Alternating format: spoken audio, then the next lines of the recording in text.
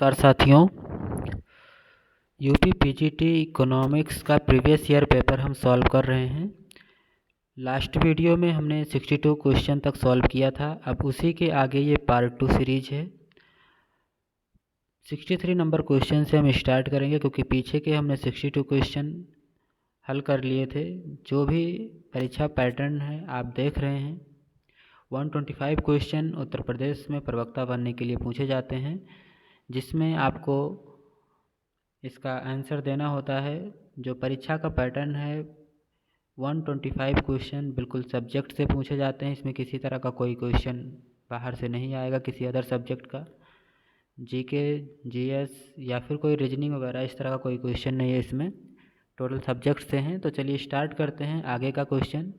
63 number question आपसे पूछा गया है, कीमत विभेद केवल तभी संभव है जब। कीमत विभेद, सबसे पहले तो हम ये जान लेते हैं कि कीमत विभेद क्या होता है।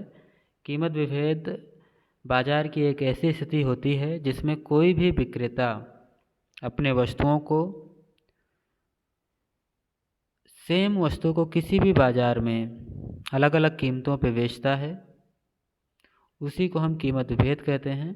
तो कीमत विभेद कब संभव है यहाँ पे पूछ रहा है, जब विक्रेता अकेला हो, वस्तुएं समरूप हैं, बाजार सरकार के द्वारा नियंत्रित है, इनमें से कोई नहीं।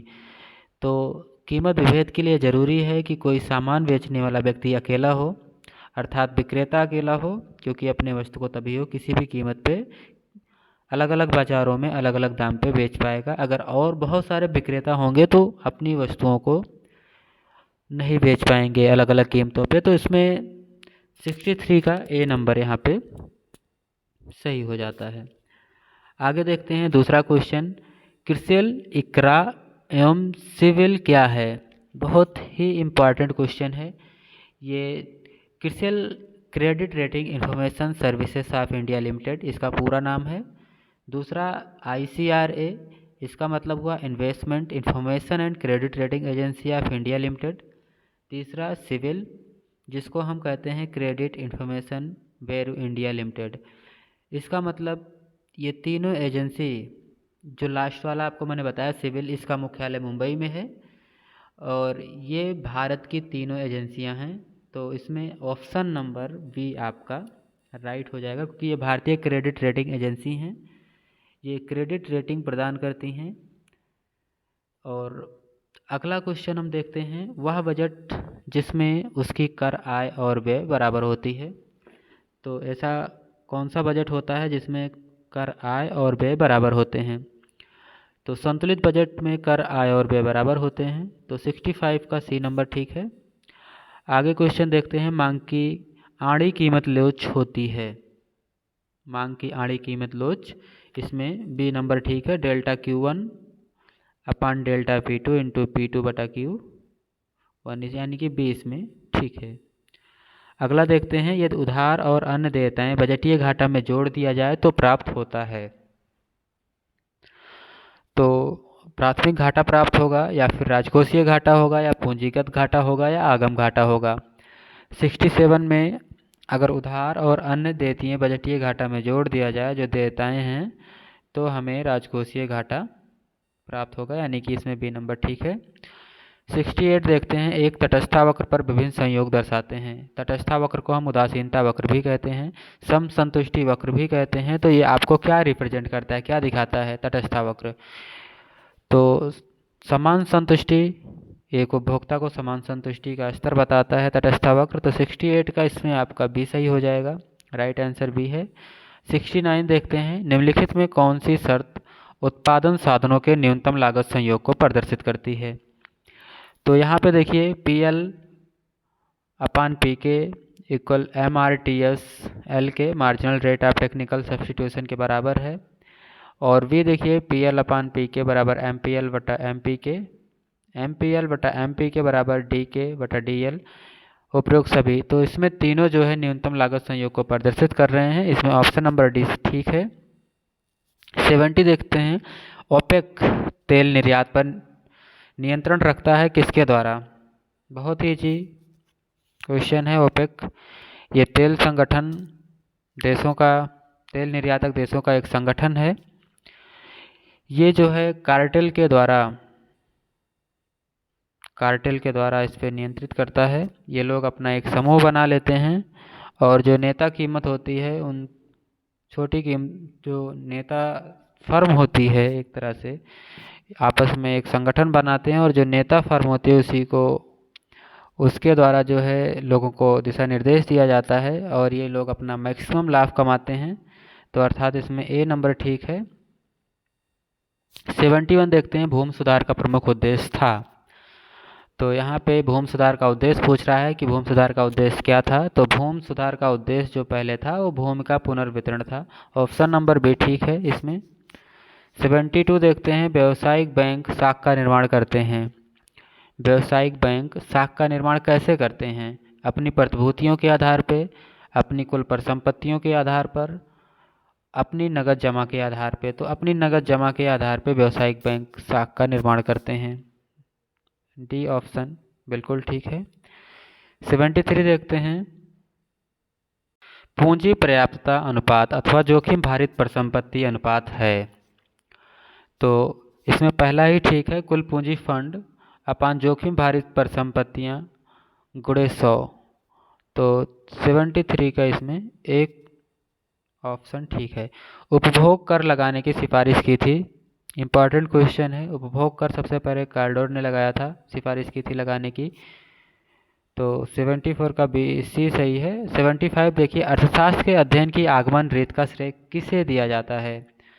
तो अर्थशास्त्र की जो आगमन रीति का जो अध्ययन है इसको जर्मनी की ऐतिहासिक विचारधारा को दिया जाता है। अर्थात इसमें 75 का बी ऑप्शन ठीक है। 76 देखते हैं, जब श्रम बाजार में क्रेता एकाधिकार तथा वस्तु बाजार में पूर्ण प्रतियोगिता हो तो संतुलन स्थिति में क्रेता एकाधिकारिक शोषण के बीच अंतर होता है। तो इसमें देखते हैं, एक बार क्वेश्चन फिर से हम देख लेते हैं। जब श्रम बाजार में क्रेता एकाधिकार तथा वस्तु बाजार में पूर्ण प्रतियोगिता हो, यहाँ पे क्वेश्चन पूछ रहा है श्रम बाजार में क्रेता एकाधिकार हो तथा वस्तु बाजार में पूर्ण प्रतियोगिता हो तो संतुलन स्थिति में क्रेता एकाधिकारिक शोषण के बीच अंतर होता है। तो यहाँ पे जो सी ऑप्शन है, सीमांत मजदूरी और औसत मजदूरी, ये आपका राइट आंसर हो जाएगा। 77 देखिए, परिवर्तनशील अनुपातों का नियम अस्तित्व में आता है जब एक स्थिर साधन और एक परिवर्तनशील साधन हो। ये बीए पार्ट 1 में बहुत अच्छे से समझाया गया है। जिन्होंने पढ़ा होगा वो इस आंसर को समझ गए होंगे। परिवर्तनशील अनुपात का नियम जिसमें एक स्थिर साधन और एक परिवर्तनशील साधन हो तब अस्तित्व में आता है परिवर्तनशील अनुपातों का नियम। 78 देखते हैं, दो अधिकार मॉडल में दो अंतरालों का तात्पर्य है। ए ऑप्शन यहाँ पे दिया हुआ है मुद्रास्फीति अंतराल एवं निवेश अंतराल। बी ऑप्शन दिया हुआ है बचत अंतराल एवं अपस्फीतीय कार्य अंतराल। सी ऑप्शन दिया हुआ है बचत बाध्यता एवं विदेशी मुद्रा बाध्यता। डी ऑप्शन दिया हुआ है निवेश अंतराल एवं बचत अंतराल। तो यहाँ पे आपका ऑप्शन नंबर सी बचत बाध्यता एवं विदेशी मुद्रा बाध्यता राइट आंसर होगा। आगे देखते हैं, सट्टा उद्देश्य हेतु मुद्रा की मांग निर्भर करती है। ये कीन्स का सिद्धांत है जिसमें कीन्स ने मुद्रा की जो मांग है 3 कारणों से बताई है। लेन देन उद्देश्य, दूरदर्शिता उद्देश्य और सट्टा उद्देश्य। जो प्रथम के 2 उद्देश्य हैं ये आय के ऊपर निर्भर करता है, लेकिन जो तीसरा सट्टा उद्देश्य है ये ब्याज की दर पर निर्भर करता है। अर्थात 79 का बी ऑप्शन इसमें राइट हो जाएगा। 80 नंबर क्वेश्चन देखिए, मौद्रिक नीति का कौन सा उद्देश्य नहीं है? मुद्रा की तटस्थता, मोल स्थिरता, विनिमय दर स्थिरता, गतिशील संसाधन।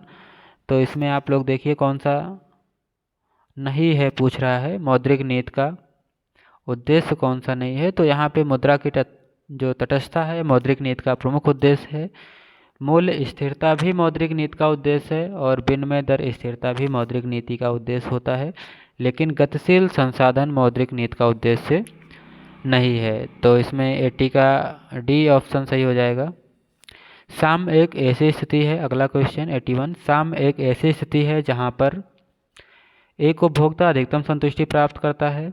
बी ऑप्शन, एक उत्पादक अधिकतम लाभ प्राप्त करता है, एक फर्म अधिकतम उत्पादन प्राप्त करती है, उपयुक्त सभी।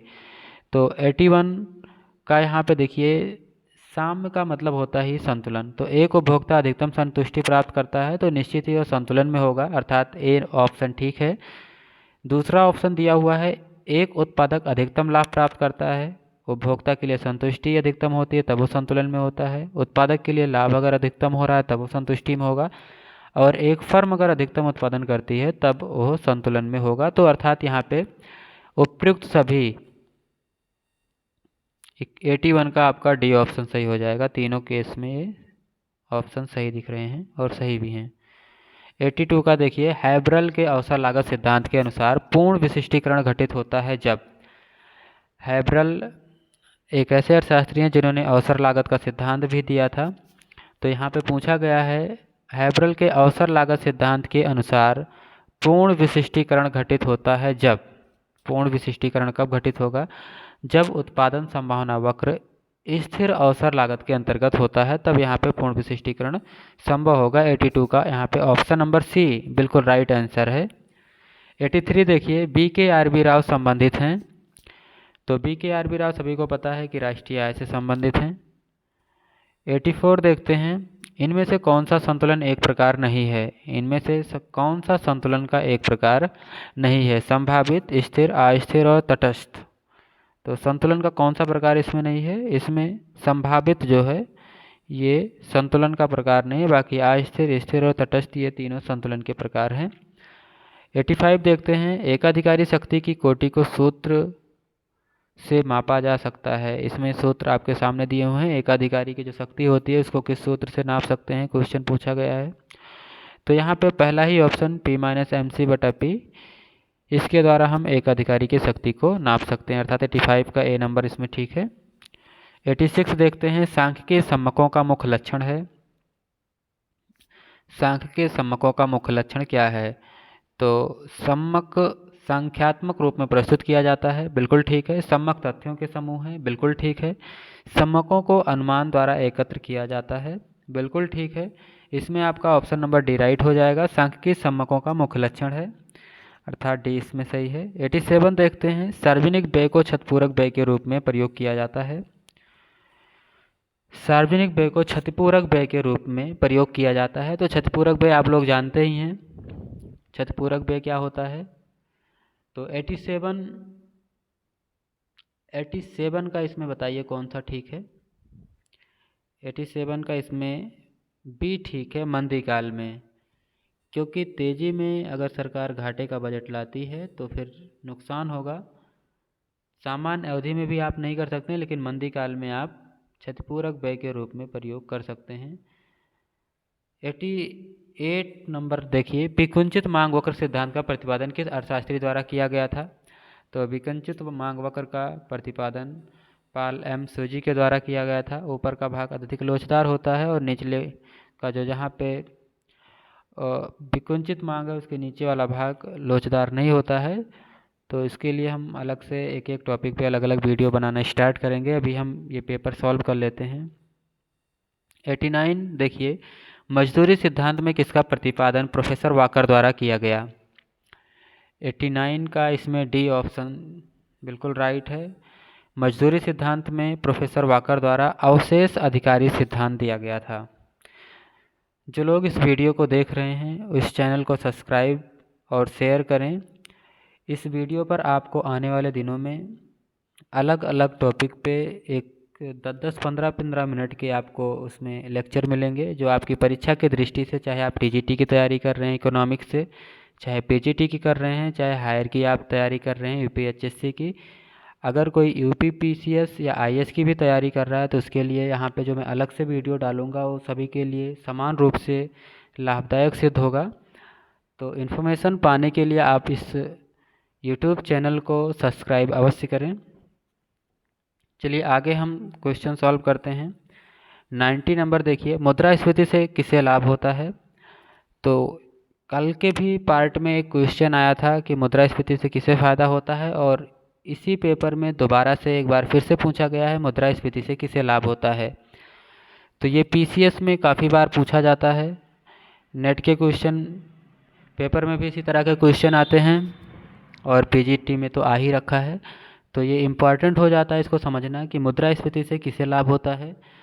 तो मुद्रास्फीति से आप सभी को पता है कि जो ऋणी होता है उसको लाभ होता है, क्योंकि पेंशनधारी को कोई लाभ नहीं होगा, ऋणदाता को कोई लाभ नहीं होगा, बचतकर्ता को कोई लाभ नहीं होगा। ऋणी को लाभ होगा क्योंकि जब वो ऋण अपना वापस करता है तो उस समय इन्फ्लेशन के रूप में उस रुपए की जो वैल्यू होती है वो कम हो चुकी होती है। तो ऐसी कंडीशन में जो ऋणी होता है उसको फ़ायदा होता है, बाकी के अन्य लोग चाहे पेंशनधारी हों, चाहे ऋणदाता हों, चाहे बचत करता हों, इन सभी को हानि उठानी पड़ती है। अगला क्वेश्चन देखते हैं, शब्द संभाव्य अचंभा किस सिद्धांत से संबंधित है? तो बहुत ही इजी, लाभ सिद्धांत से संबंधित है। 91 का इसमें डी ऑप्शन ठीक है। शौकील नाम के एक अर्थशास्त्री थे, उन्होंने शब्द संभाव्य अचंभा दिया था जो कि लाभ सिद्धांत से संबंधित है। 92 नंबर क्वेश्चन देखिए, कैनकुन सम्मेलन 2010 में हरित जलवायु कोष की स्थापना की गई, परंतु इसका विचार कब प्रारंभ हुआ? तो इसका जो विचार था कोपेनहेगन सम्मेलन 2009 में प्रारंभ हुआ था, अर्थात इसका सी नंबर ऑप्शन ठीक है। 93 का देखते हैं, परिमाणात्मक शाख नियंत्रण का एक उपाय है। तो 93 का इसमें डी नंबर सही है, बैंक दर। नैतिक दबाव ए नंबर है, जो कि ये परिमाणात्मक नहीं है, उपभोक्ता शाख का नियमन भी नहीं है, प्रचार भी नहीं है, जो लेकिन बैंक दर आपका इसमें राइट ऑप्शन है। 94 देखिए, भारत में ऊर्जा उत्पादन में सर्वाधिक अंश किसका है? भारत में ऊर्जा उत्पादन में सर्वाधिक अंश किसका है? तो इसमें ताप ऊर्जा जो दिया गया है, भारत में सबसे ज़्यादा सर्वाधिक अंश इसी का है। 95 नंबर क्वेश्चन, डाल्टन के अनुसार करदान क्षमता का कौन सा रूप उपयोगी है? तो इसमें सापेक्ष करदान क्षमता, डाल्टन के अनुसार सापेक्ष करदान क्षमता, करदान जो क्षमता है, सापेक्ष करदान क्षमता अधिक उपयोगी है। 96 देखते हैं, अर्थशास्त्र में चयन की समस्या उत्पन्न होती है क्योंकि अर्थशास्त्र में संसाधनों के वैकल्पिक प्रयोग उपलब्ध हैं, इसलिए हमेशा चयन की समस्या उपलब्ध होती है। 96 का सी ऑप्शन ठीक है। 97 देखते हैं, व्यापार चक्र एक विशुद्ध मौद्रिक घटना है, ये कथन किसका है? व्यापार चक्र एक विशुद्ध मौद्रिक घटना, ये हार्ट्रे का है। 97 का बी ठीक है, इसमें बी ऑप्शन सही है 97 में। 98 देखते हैं, इसमें सुमेलित करना है सापेक्ष आय परिकल्पना, उपभोग संबंधी जो है, पूंजी स्टॉक समायोजन, नेहरू क्रय शक्ति समता सिद्धांत। इसमें आप देख लीजिए, आपको जो सबसे इजी लग रहा हो। तो 98 का नीचे देखते हैं, सापेक्ष आय परिकल्पना जेम्स ड्यूजनबरी ने दिया है, अर्थात ए का इसमें 2 हो जाएगा। और क्रय शक्ति समता देखा जाए गुस्टाव कैसल अर्थात जी कैसल ने दिया है। और पूंजी स्टॉक समायोजन सुविधा, चलो इसमें 2 का हम मिला के देख लेते हैं, ए का 2 और डी का 3, ए का 2 और डी का 3 इसी में है, अर्थात ये सी ऑप्शन इसमें आपका राइट ऑप्शन हो जाएगा। निम्नलिखित में कौन काब डगलस उत्पादन फलन के लिए सत्य नहीं है? 99 का बताइए, प्रतिस्थापन किलोज इकाई से अधिक, ये जो है ठीक नहीं है, प्रतिस्थापन किलोज इकाई के बराबर होती है, अर्थात इसमें डी राइट ऑप्शन है। आर.एन. मल्होत्रा समिति ने किस क्षेत्र से संबंधित सिफारिशें की थी? कई बार क्वेश्चन पूछा गया है। तो इसमें बीमा क्षेत्र से संबंधित सिफारिशें की थी आर.एन. मल्होत्रा ने। 101 नंबर क्वेश्चन देखिए, जननांकीय संक्रमण का अभिप्राय है। जननांकीय संक्रमण का क्या अभिप्राय है? ऑप्शन इसका हम चारों अच्छे से पढ़ते हैं। कम जन्म दर और उच्च मृत्यु दर की स्थिति से उच्च जन्म दर और उच्च मृत्यु दर की स्थिति की ओर बढ़ना, ये नहीं है। 101 का ये नहीं है, ए ऑप्शन बिल्कुल गलत हो जाएगा। उच्च जन्म दर और उच्च मृत्यु दर की स्थिति से कम जन्म दर और कम मृत्यु दर की स्थिति की ओर बढ़ना ही जननांगीय संक्रमण के अभिप्राय है, अर्थात इसमें 101 का बी ऑप्शन आपका राइट हो जाएगा। बाकी का आप लोग पढ़ लेना क्योंकि आगे है नहीं, बी हमें सही ऑप्शन मिल गया तो यहीं तक हम देखते हैं, नहीं तो वीडियो लंबा हो जाएगा। 102 नंबर देखते हैं, कोई देश अपने भुगतान संतुलन में अवमूल्यन के द्वारा सुधार ला सकता है जब उस देश के निर्यातों और आयातों की मांग की लोच होती है। यहाँ पे आप देखिए बहुत ही अच्छा क्वेश्चन है कि कोई भी देश अपने भुगतान संतुलन में अवमूल्यन के द्वारा सुधार ला सकता है जब उस देश के निर्यातों और आयातों की मांग की लोच इकाई से अधिक होती है। जब निर्यात और आयात की लोच इकाई के बराबर होगी तो ऐसी कंडीशन